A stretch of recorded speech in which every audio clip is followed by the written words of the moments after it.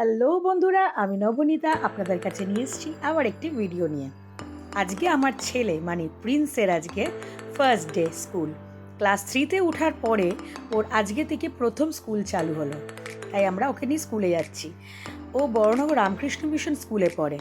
সকালবেলা ওকে স্কুলে যাওয়ার জন্য রেডি করে দিয়ে এই ঠান্ডার মধ্যে আমার ছেলে থর থর করে কাঁপতে কাঁপতে আমরা সবাই মিলে চললাম স্কুলের উদ্দেশ্যে।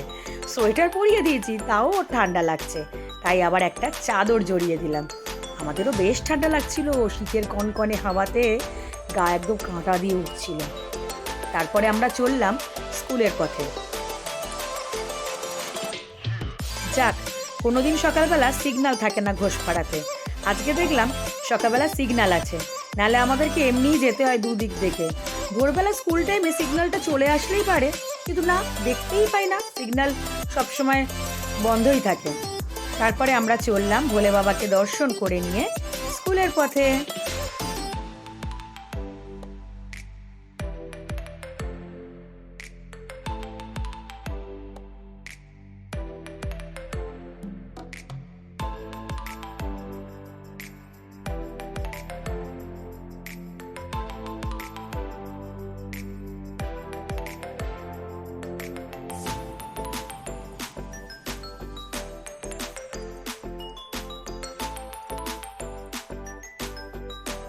চারিদিকে দেখতে দেখতে আমার ছেলে চলে এসছে স্কুলের সামনে। সকালবেলায় রাস্তাটা বেশ জ্যাম থাকে, এই রাস্তাটা পার হতেও আমাদের একটু সময় লাগে। এই যে বাচ্চাদের রেলগাড়ি ঢুকে গেছে, এইটি আমার দেখতে বেশ মজার লাগে। একে অপরে কাঁধের মধ্যে হাত দিয়ে সুন্দর রেলগাড়ির মতো বাচ্চারা ভেতরে ঢুকে যাচ্ছে। আমরা আমার ছেলেকে নিয়ে নিজেরাই যাই স্কুলে নিয়ে।